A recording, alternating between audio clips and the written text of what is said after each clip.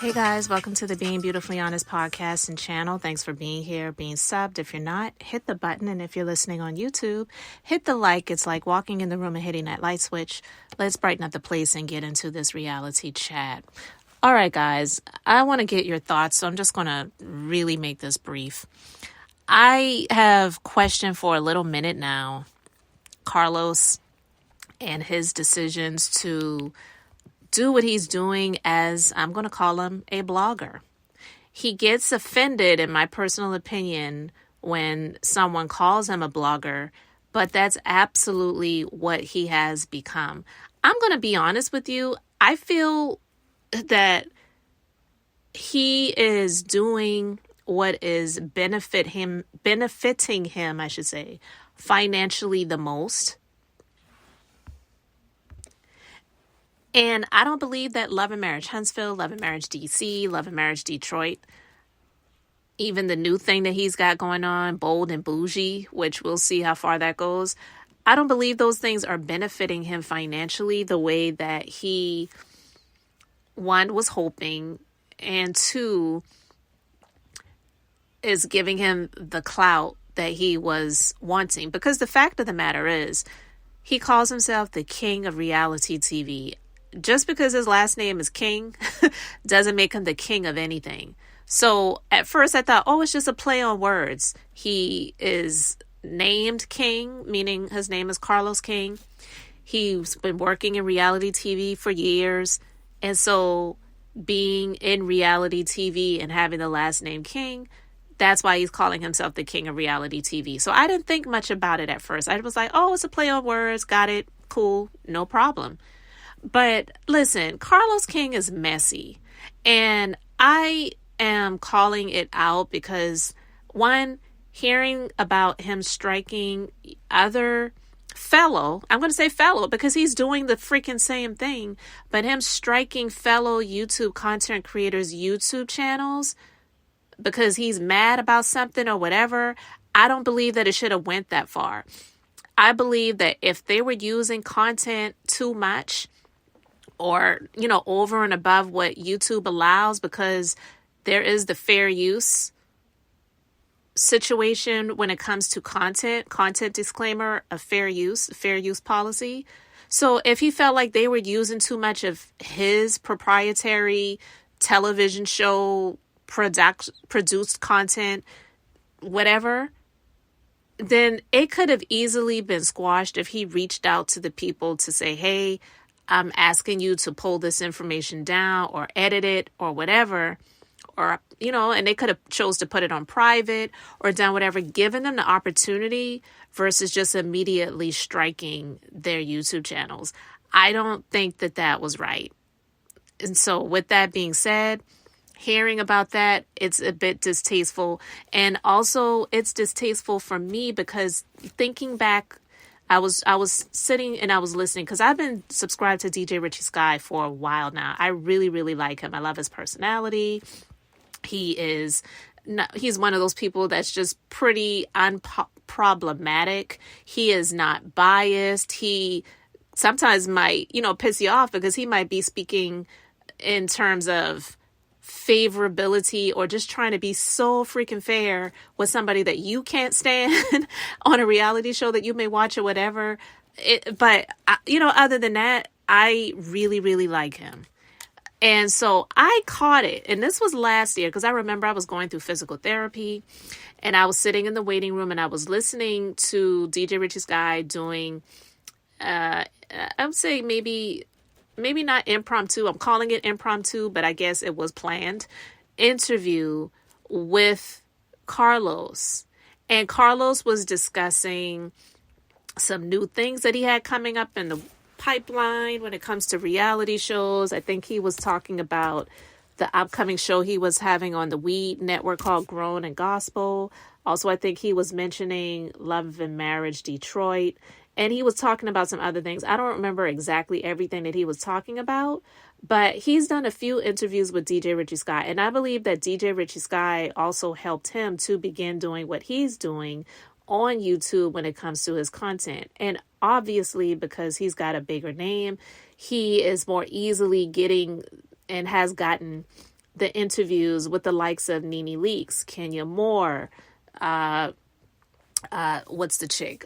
Jocelyn Hernandez from Love and Hip Hop Atlanta, just to name a few. He's getting those things. Quad, Mariah Huck, because of who he is and where he's worked. Okay? So with that being said, he's doing reality show reviews. He's got a show he's doing it on her channel, I believe, but yet and still, they're working together. So I'm quite sure there's a money situation involved, because Heavenly, she loves money and so does he. So they're doing this thing together where they're discussing the show she's on, and he's pretty much talking greasy and grimy about more than a few people that are on the show. But yet he doesn't talk about his own shows. And I'm quite sure that the people who are on the shows that he has been producing are pissed off about it. From Love and Marriage Huntsville to Love and Marriage DC. I know, honestly, I feel like Love and Marriage DC, they're even more pissed, and I would be, than most of them, because he left them hanging. I remember watching the season, even though I've heard people say, oh, the show isn't great. I like it. I like the people for the most part on the show. And I actually like Love and Marriage DC more than Love and Marriage Huntsville, if we want to be quite honest. I am being honest. I like Love and Marriage DC better than I like Love and Marriage Huntsville, because I just feel that Love and Marriage Huntsville is really messy, because the males that are supposed to be men and husbands on the show are trash. And this is what Carlos King chooses to bring to the public to showcase. And I just don't like it. I don't like myself, being someone who is married and has been married, for some time now, and not, thankfully, thank the Lord Jesus Christ above, that I have not been in a relationship or encountered a male like the males that are supposed to be husbands on this show. It's foreign to me, so it's just like jarring and shocking to see this stuff going on. I am pretty on edge when it comes to this show, and so much of the drama that happens online when it comes to these cast of characters. The men are losers for the most part. And I'm speaking about the core 6 group. The 3 males in that core 6 are trash. And then, in my personal opinion, the 2 women that are married to 2 of the men, they just, to me, seem like go along to get along for the sake of, I's married now type of attitude. You know what I mean? It's just like ridiculous. And so I actually like Love and Marriage DC better if I were to pick of the 2. I'm not saying it's the greatest show and the greatest production, but yet and still, I remember watching the finale of that last year. And it's just starting back up again in 2024. It's weird. I feel that it has nothing to do with the network and everything to do with Carlos. My opinion, of course, I don't know. But to me, he's got all the time in the world to discuss all of these other reality shows, talking about Portia coming back to the Real Housewives of Atlanta. And while we're on Portia and Carlos is not the best judge of character. So I don't take a lot of things that he says with weight.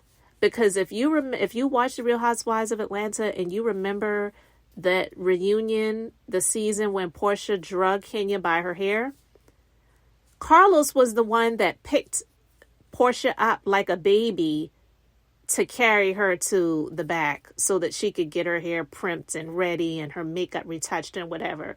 And she's crying, I can't believe she made me go there. And he's picking her up and carrying her like she's a baby. The girl assaulted somebody. Whether people believe Kenya deserved it or not, Kenya didn't touch that chick. And now she's like the star of the network. But this reality chat is not about Portia. But I just wanted to bring that in to the Carlos discussion, because Carlos was the one that picked her up. If you watched that reunion and you saw a guy pick Portia up and cradle her in his arms like a baby, to carry her away to her room where she was going to see her hairstylist and her makeup artist because she's crying because she can't believe that she had to go there and drag Kenya by her hair because Kenya said, "You're a dumb hole. Shut up." Oh, Lord. I'm sorry. That was funny.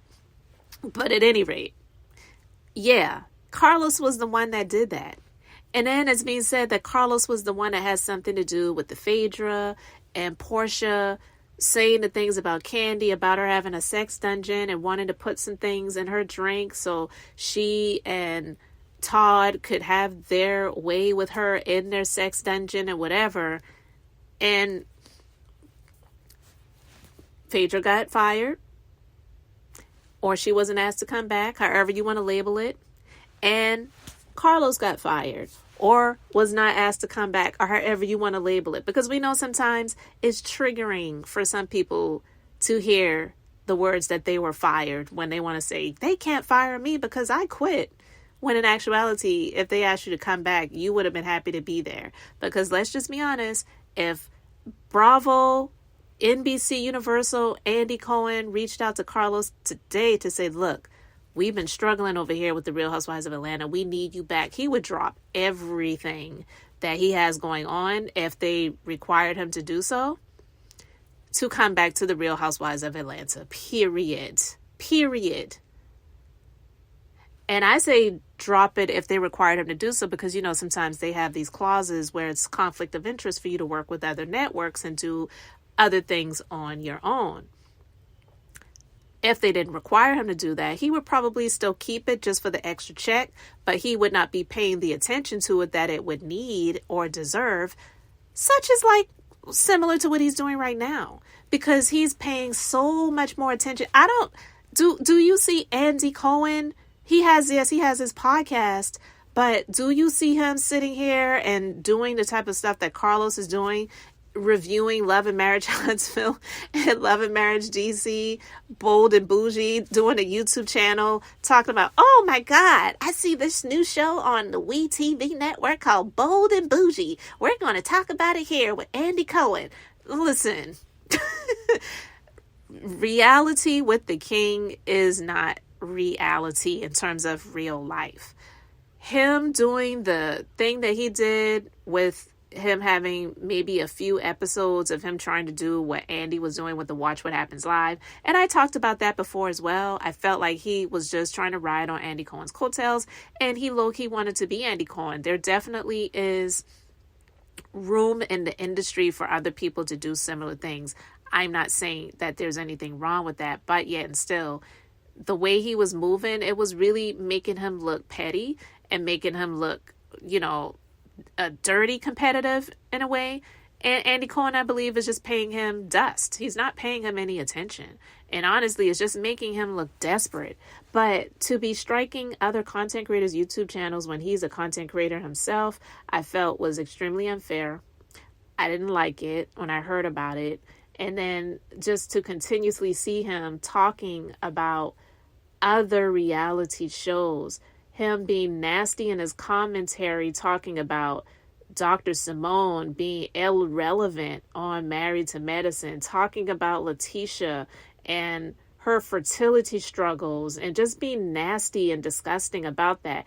It's not okay for Heavenly to do it either, but for him to do it is even worse. And I really wonder how these ladies really, like honestly, really feel about Heavenly, because they already felt some type of way about her doing what she was doing on her YouTube channel solo.